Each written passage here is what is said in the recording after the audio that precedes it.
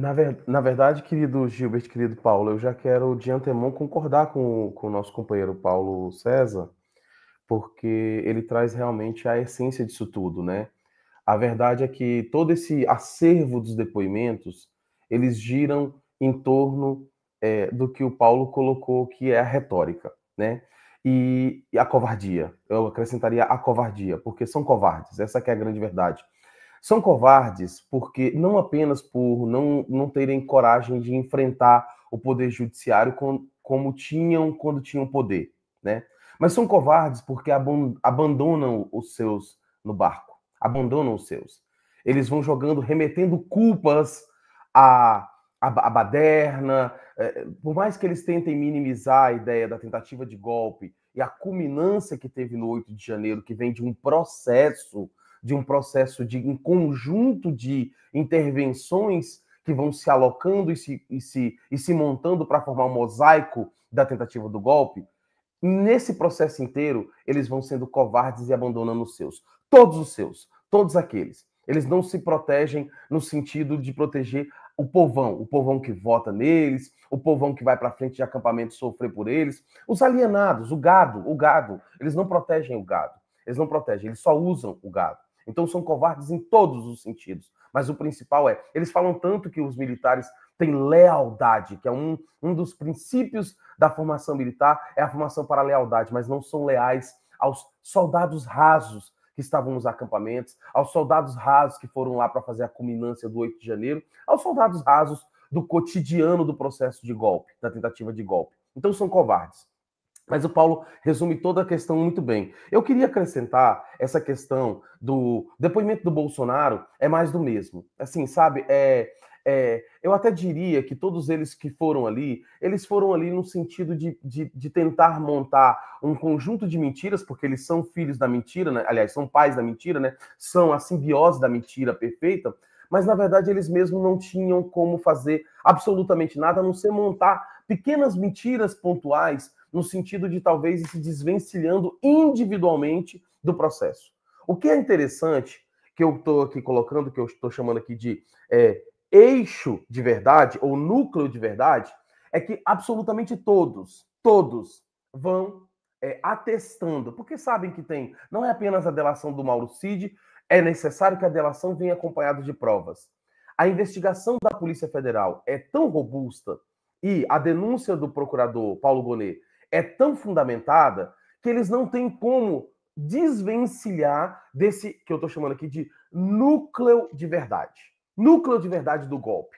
O núcleo de verdade do golpe, por mais que eles tentassem se desmagnetizar desse núcleo, eles não conseguem. Então, o que eles vão tentando fazer, Gilbert? Cada um deles, eu aqui não estou nem só colocando o Bolsonaro, mas cada um deles vai produzindo as suas mentiras pessoais, as suas mentiras individuais, as suas mentiras pontuais acerca da participação deste indivíduo A, deste indivíduo B, deste indivíduo C, dentro desse mosaico, desse jogo maior que é a tentativa de golpe. Observe, e aí eu quero pegar o Paulo Nogueira como o maior exemplo disso, observem que o Paulo Nogueira ele apresenta a realização de tudo que, ou praticamente tudo que o Paulo Gonet vai trazer na denúncia e que a Polícia Federal vai trazer na investigação e que o Mauro Cid vai trazer na delação premiada do Mauro Cid. Observem que o Paulo Nogueira, ele mantém esse eixo, ele orbita nesse núcleo de verdade e vai construindo as suas pontualidades no sentido de minimizar, olha só, veja lá, minimizar o impacto de cada ato. Isto é, vamos pegar, isto é, existiu ou não existiu a minuta do golpe? Paulo Nogueira, fazendo aqui uma joguete. Não, existiu um documento, uns considerando. Eles colocaram lá, projetaram num telão, uns considerando, e a gente nem sabia muito bem do que é. O Brigadeiro Batista, logo que viu na reunião. Existiu ou não existiu a reunião do dia 7 de dezembro? Existiu a reunião, mas como o Batista não pôde participar, aliás, ele até veio, mas aí ele levantou a mão dizendo que não concordava com um documento de GLO legal, de GLO ilegal, e ele sai. Ou seja, né, ele vai construindo uma narrativa em que ele vai desvencilhando, tentando suavizar o tipo de documento, e aí mas mantém a verdade dos fatos. E isso que é o mais importante, Gilbert, querido Paulo, em nossa plenária. O mais importante é que está cada vez mais fundamentado por todos os depoimentos que vão se somando e formando esse mosaico, que houve a tentativa de golpe. Porque o grande crime que está posto aqui, nesse acervo, nesse final, é a tentativa de abolição, né, do Estado Democrático de Direito. Ora, a tentativa existiu. Todo o conjunto do probatório e o conjunto das denúncias, inclusive o conjunto dos depoimentos dos réus, afirma que, embora não citem e não digam e refutem, inclusive, que aquilo era golpe, e aí mais uma suavização, mais uma, né, uma metonímia, eles dizem que era apenas uma baderna. Uma manifestação pacífica que, infelizmente, se transformou numa baderna, mas não numa tentativa de golpe. Não, é tentativa de golpe e eles estão afirmando, e aí eu estou brincando aqui, que seria o ato falho forense. Ato falho forense. Eles vão falando coisas que os seus próprios cérebros vão, sem querer, denunciando o seu esforço real e concreto de produzir verdades. Porque o cérebro da gente nos força a tentar falar verdades. Por mais que a gente queira falar mentiras, o nosso cérebro vai dizendo assim o que está dentro da nossa cultura, o que está dentro do nosso desejo, o que está dentro da nossa formação, o que está dentro do nosso pensamento. E aí vão surgindo os atos falhos forenses desses depoentes que vão trazendo as denúncias. Para finalizar, Gilbert, e aí eu já sei que eu estou falando bastante, eu não queria falar, tem um fato, Gilbert, que eu queria pontuar, que eu vi e acharia interessante o canal TV Resistência Contemporânea produzir um corte lá dos depoimentos de ontem, mas um em particular, Gilbert, me chamou muita atenção, porque assim, na verdade eu não quero aqui reproduzir, querido Paulo e querido Gilbert, aquilo que vocês já falaram ao longo do canal, da luta do canal, mostrando esse momento histórico, que é um julgamento histórico, o ICL, o Brasil 247, os vários canais do campo progressista, a própria grande mídia reproduziu as falas principais do Bolsonaro, né, do ex-ministro lá da Justiça, né, o Anderson Torres, e de todos. Mas tem uma fala que me chamou bastante atenção, Gilbert, e que a gente para pensar e a gente não implica. A grande mídia e todos os canais que eu observei, diz assim, Gilbert, na chamada, ex-ministro Paulo Nogueira nega que se encontrou com hacker de Araraquara. Ou então, ex-ministro Paulo Sérgio Nogueira refuta, diz que não se encontrou com o hacker Walter Delgatti. Mas nenhum veículo de mídia, Gilbert, nenhum, se eu não me engano, apenas o Metrópole, nem sei. Mas os outros, nenhum, colocou, Paulo, uma coisa que é clara, que também está nesse chamado que eu falei, Gilbert, de ato falho forense. O que é mais importante é que ele diz que, olha só, Gilbert, olha só, querido Paulo, diz que o ministro Paulo Nogueira, um dos homens mais importantes do Bolsonaro, o ex-ministro da defesa do Bolsonaro, homem de confiança do puxa-saquismo cotidiano e diário do palácio e do golpismo e do fascismo bolsonarista. Esse homem disse assim: o presidente me telefonou e ordenou que eu, ministro da Defesa, recebesse um técnico em informática. Um técnico, um especialista em TI. Eu não sabia que era o hacker Delgatti. Eu imaginava, palavras do ministro Paulo, tá? Um pouco mexidas, porque eu não vou lembrar de memória todo o detalhe, mas sem nenhuma inverdade aqui, tá? Depois é só voltar no vídeo lá do STF, da gravação ao vivo, que vai estar lá.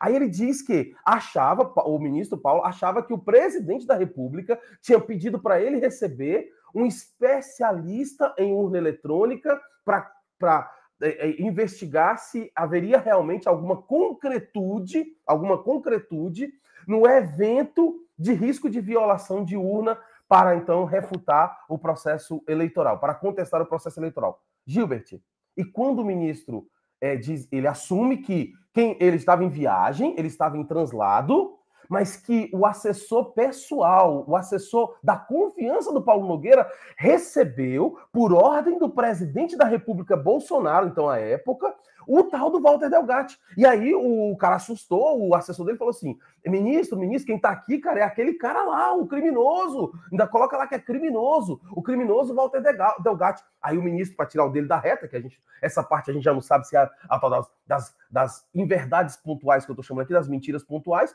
ou se é verdade. Mas isso pouco importa no eixo do que eu quero concluir aqui, Gilbert. No eixo do que eu quero concluir. E aí o assessor de confiança do ministro Paulo liga para ele e fala assim: desce desse voo agora, cai desse avião agora, urgente, e para aqui, porque o trem é grave, nós estamos recebendo o tal do Walter Delgatti. O presidente da República, Bolsonaro, mandou para nós o tal do Walter Delgatti. Concluo, Gilbert. Nem o Paulo Gonet, nem ninguém explorou, nem o próprio Alexandre de Moraes explorou um pouco mais essa questão. É claro que eu imagino que eles vão explorar isso no processo. Mas eu quero saber o seguinte, Gilbert.